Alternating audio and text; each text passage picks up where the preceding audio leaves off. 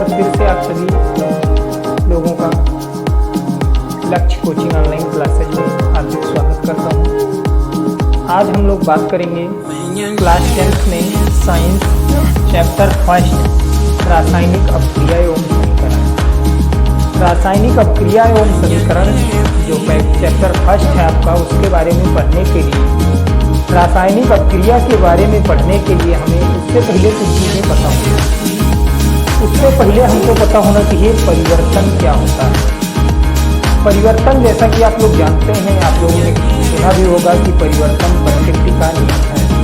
प्रकृति का जब नियम है तो यानी कि प्रकृति में उपस्थित सारी चीज़ों में परिवर्तन होता रहता है। डे बाई डे चेंजेस बने होंगे, आप देखे होंगे। तो जो परिवर्तन होता है वो होता तो सब में है, लेकिन परिवर्तन मुख्यतः 2 प्रकार का होता है। सबसे पहला होता है भौतिक परिवर्तन। भौतिक परिवर्तन वो परिवर्तन होता है जिसमें भौतिक गुणों में परिवर्तन हो जाता है। अगर कोई पदार्थ आपने देखा है कुछ समय बाद उसके भौतिक गुणों में परिवर्तन हो जाए तो आप कहेंगे कि इस पदार्थ में भौतिक परिवर्तन हुआ। जैसे बर्फ का बनना। बर्फ का बनना जो है, पहले पानी होगा, पानी को आप फ्रिज में रखेंगे, पानी एक समय के बाद अपनी अवस्था को परिवर्तित करके, यानी कि भौतिक अवस्था को परिवर्तित करके, आकार को परिवर्तित करके और ठोस हो जाएगा तरह से और बर्फ बन जाएगा। तो ये क्या है? भौतिक परिवर्तन। दूसरा परिवर्तन जो है वो आपका है रासायनिक परिवर्तन। रासायनिक परिवर्तन जो होता है उसमें भौतिक गुण नहीं बदलते हैं, रासायनिक गुण बदल जाते हैं। रासायनिक गुण के बदलने का मतलब कि उसके संरचना एवं बनावट में अंतर आ जाता है।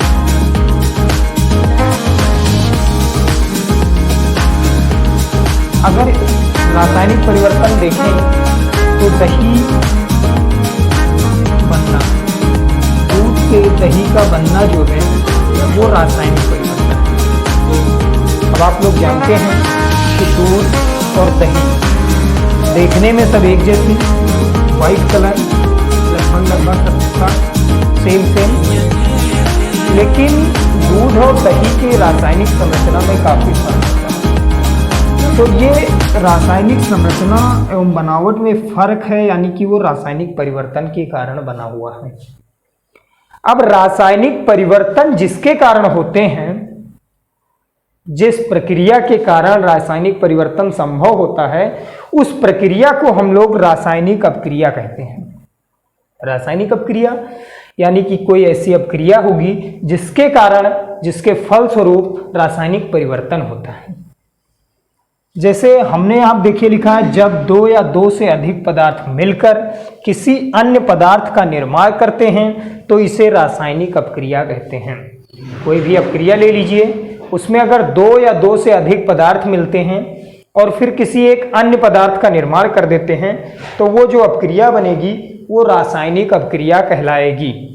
जैसे कि देखिए Mg ले लिया हमने, यानी कि मैग्नीशियम ले लिया, प्लस O2 ले लिया, गोज टू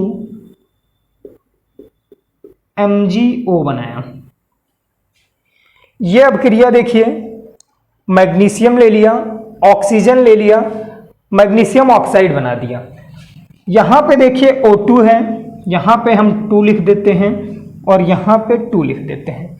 ये हमने कैसे लिखा, इसको हम अगले वीडियो में जब रासायनिक अपक्रिया को संतुलित करना पढ़ाएंगे तो उसमें आप लोगों को बताया जाएगा कि इसको मैंने कैसे संतुलित कर दिया।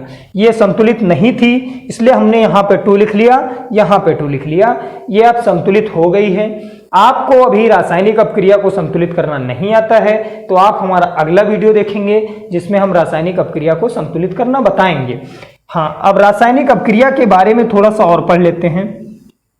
ये जो आपका बीच में तीर का निशान है, तीर के निशान के बाईं ओर यानी कि इधर Mg+O2 जो लिखा है, इसको हम लोग बोलेंगे अभिकारक।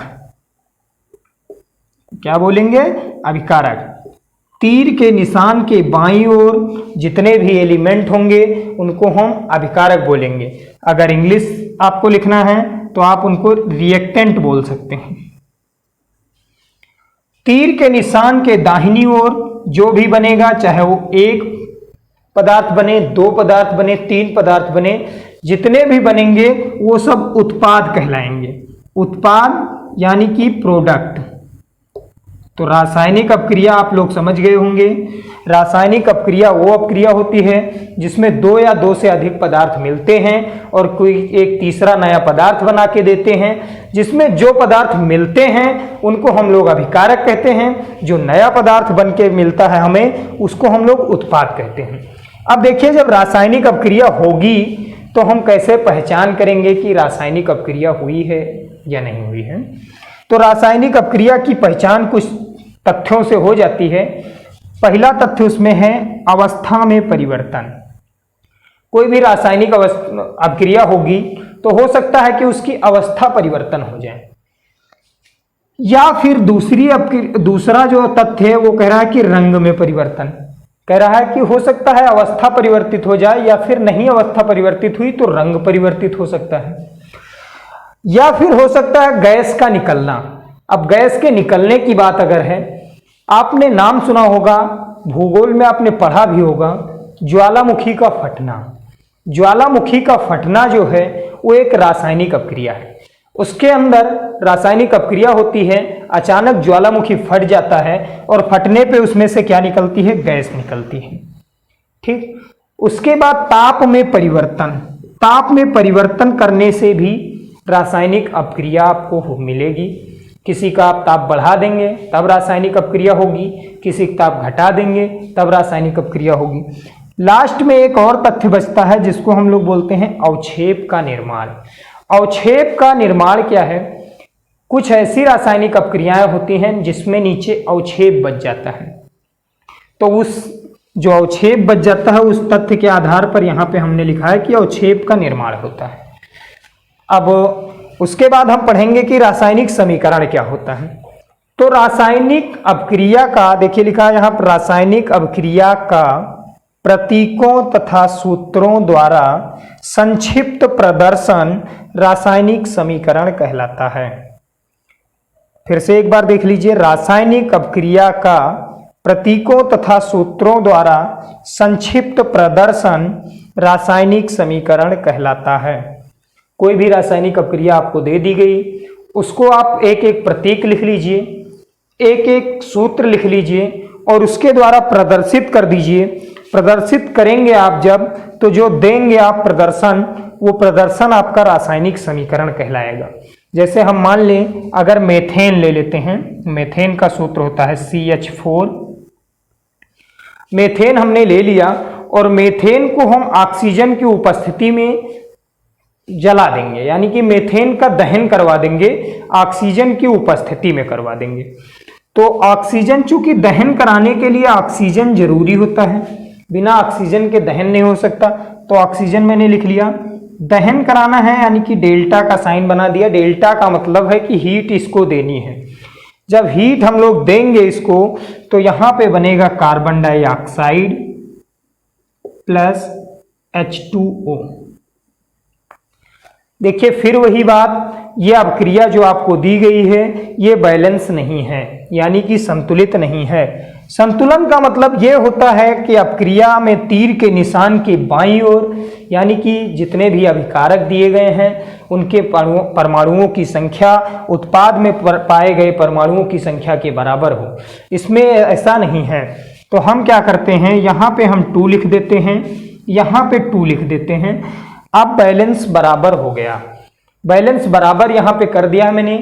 फिर एक बार बता रहा हूँ आपको, जब अगली वीडियो आपको मिलेगी रासायनिक अपक्रिया को संतुलित करने की विधि, तो उसमें आप अच्छे से पढ़ लीजिएगा कि रासायनिक अपक्रिया को कैसे संतुलित करते हैं।